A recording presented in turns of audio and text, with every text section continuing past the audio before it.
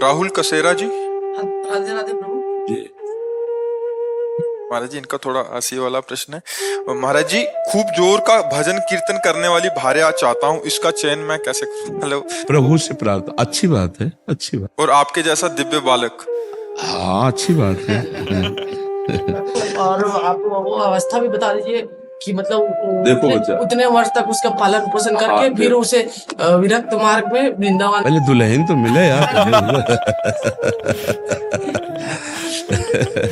देखो, प्रेमानंद जैसा तो प्रेमानंद है। भगवान अद्वितीय सबको बनाते हैं, कुछ ना कुछ फर्क रखते हैं, नहीं रखते हैं? तो हमारे जैसा लड़का तो या तो हम ही आए आपके यहाँ, तो तुम तो अभी इतनी अवस्था के हो। अब या तो हम मरे और फिर तुम्हारे अंश से पैदा हो, तब ये बात है। तो ये तो अब होगा नहीं, क्योंकि हमको तो जाना है श्री जी के पास, अब जन्म होना नहीं। तो अब हमारे जैसा मतलब एक भक्त समझो, भक्त पुत्र पैदा हो, लेकिन हमारे जैसा हाँ भक्त पुत्र। महाराज जी, उससे पहले पत्नी तो आ जाए। आए भार्या सुंदरो सखू बाई जैसे। आंग तो बहुत गुरु ऊंची है। सखू बाई जैसी पत्नी हो, प्रेमानंद जैसा लड़का हो, तो फिर बाप कैसा होना चाहिए? बात ये तो देख, तुम्हारी मांग तो है जैसे, नहीं मतलब हीरे का हार हो, स्वर्ण की करधनी हो, तो रकम कितनी तुम्हारे पास? बात समझ में आ रही कि नहीं? तुम्हारा साधन बल क्या है? अगर भगवान श्री कृष्ण को पुत्र रूप में नंद यशोदा ने प्राप्त किया तो उनका भजन देख लो। अगर मनोयोग के अनुसार पत्नी प्राप्त की करदम जी ने, तो 10,000 वर्ष तक तपस्या की और भगवान प्रसन्न हुए, तब उनसे मांगा तो देहूती रूप पत्नी, और भगवान कपिल देव जी पुत्र रूप में प्रकट हुए। तो बढ़िया मांग है तुम्हारी। अब जैसे कह दे कि हमको अमुक चीज चाहिए, तो हमें लगता है उसके लिए हमारे पास रकम होनी चाहिए, ऐसे हमारे पास तपस्या होनी चाहिए। हमारे पिता ने कभी पादुका जीवन में नहीं पहनी और किसान थे। गुरु की पादुका झोली पे, गीता जी, रामायण, गंगाजल, ये साथ 10 बजे 11 बजे तक बैल की तरह मेहनत करते, हल जोतते नंगे पैर, और फिर स्नान करके गुरु की पादुका का चरणामृत पीते, गीता और रामायण का पाठ करते, और खड़े होकर आसपास देखते कोई संत महात्मा दिखाई दे जाए, तब फिर जो भोजन आया रूखा सूखा उसे पाते, और हर समय नाम जप करते हुए। और कभी बनियाइन कुर्ता नहीं पहना, एक नीचे अचला एक ऊपर अचला मार्किन का। भीषण सर्दी में कभी स्वेटर कभी बनियाइन कर। ऐसे महान तपस्वी ब्रह्म ऋषि, 1 रुपया कभी बेईमानी का नहीं आ सकता, एक भी कोई अधर्माचरण घर गृहस्थी में नहीं कर सकता, मोहल्ले में प्याज लहसुन नहीं आ सकता। मतलब ऐसे पांडित्य, ऐसे भागवतिक भाव। और शाम के जब पूरा परिवार बैठता तब भागवत की चर्चा होती, सब भागवत सुनते, अपनी अपनी सैया में जाओ, 4 बजे फिर उठ के फिर शुरू भगवत कीर्तन, भगवत नाम, शंख ध्वनि, आरती, पूजा। और माता जी हर समय, एक 2 खंडा का मकान था, 2 खंड का, ऊपर वाले खंड में राधा कृष्ण की मूर्ति सामने रखे, वो जपे में बैठी रहती हर समय। तब प्रेमानंद जन्मा उनके घर में। पूर्व का ऐसा थोड़ी कर्म, बचपन से ही भागवतिक संस्कार, भगवत। तो हम ये कहते हैं भगवान आपकी अभिलाषा पूर्ण कर सकते हैं, पर उसके लिए बहुत तपस्या होनी चाहिए।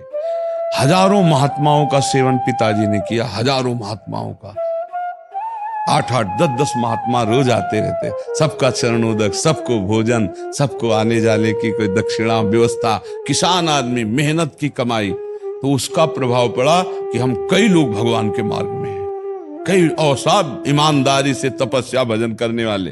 संसार का ऐसा नहीं, साहब नियम संयम से केवल अपने अपने भजन मार्ग में लगने वाले। तो असंभव नहीं है, जब भगवान मिल सकते हैं तो फिर सब कुछ हो सकता है, पर उसके लिए बच्चा बहुत तपस्या चाहिए। तो ऐसा सखूबाई जैसी, सखूबाई के लिए भगवान बंध गए, नहीं बंध गए, बंद करके स्वयं अपने को बंधन में डालकर सखूबाई बनकर उनके पति की सेवा, सखूबाई को मुक्त कर दिया। भगवान मुक्त बंधन में बंध गए और भक्त बंधा उसको मुक्त कर दिया।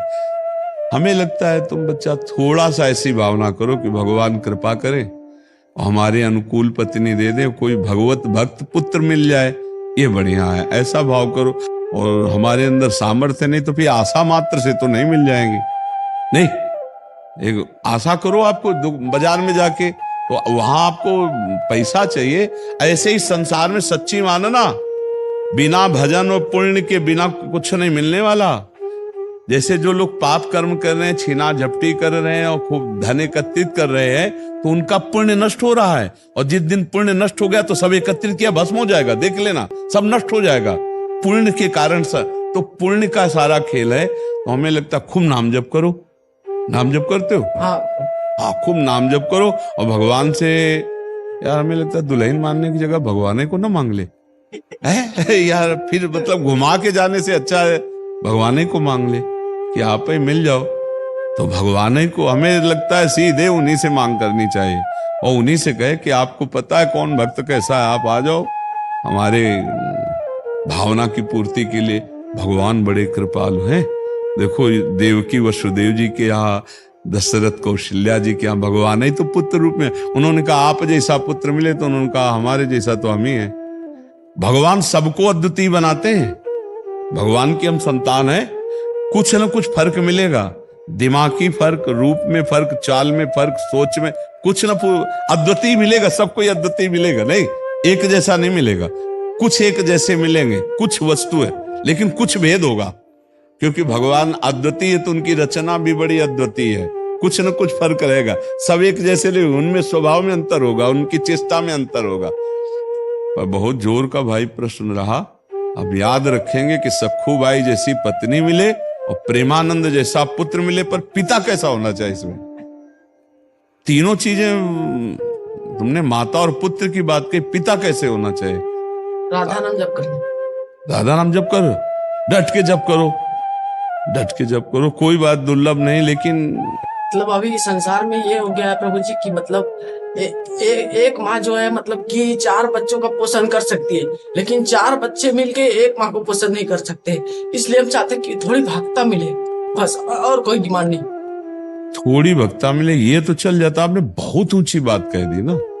भावना करे तो थोड़ा सम्माननीय भावना करे। क्या भगवान मैं जैसा नीच अधम हूं, मेरे अनुसार कोई मेरे मनोयोग के अनुसार पत्नी मिल जाए और भगवान को ऐसा राष्ट्र भक्त, भगवत भक्त पुत्र के संयोग प्राप्त हो, तब तो बढ़िया बात। आपने बहुत हाई क्वालिटी की बात मांग करें तो चाह बहुत ऊंची कर दी और माल पानी है नहीं आपके पास।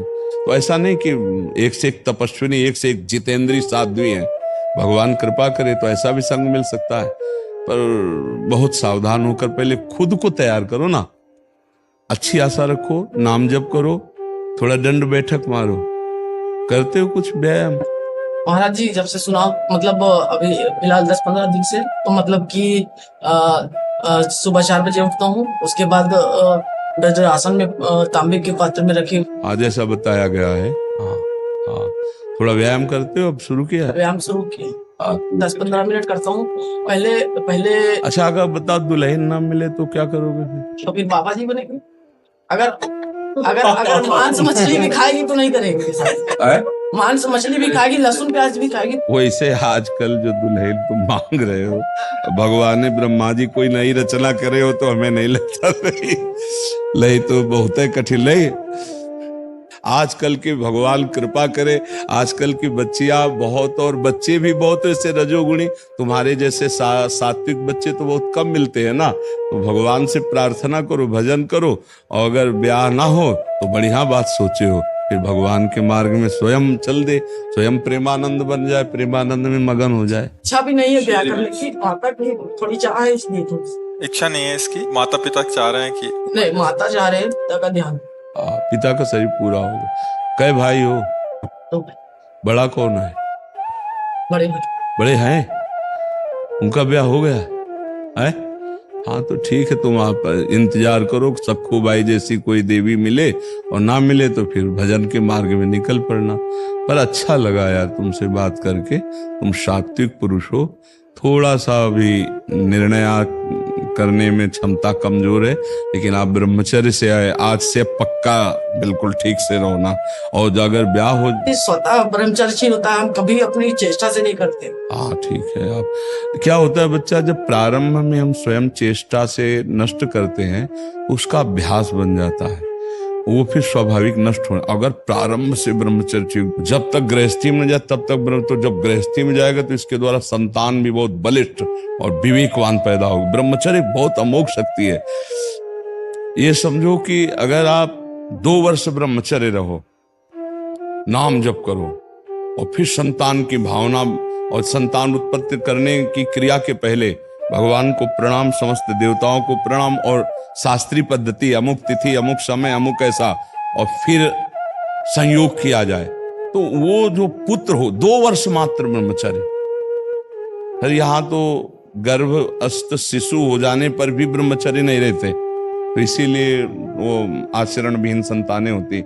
इसका बड़ा प्रयोग का जो शास्त्रीय पद्धतियां हैं, इनका बड़ा बल है।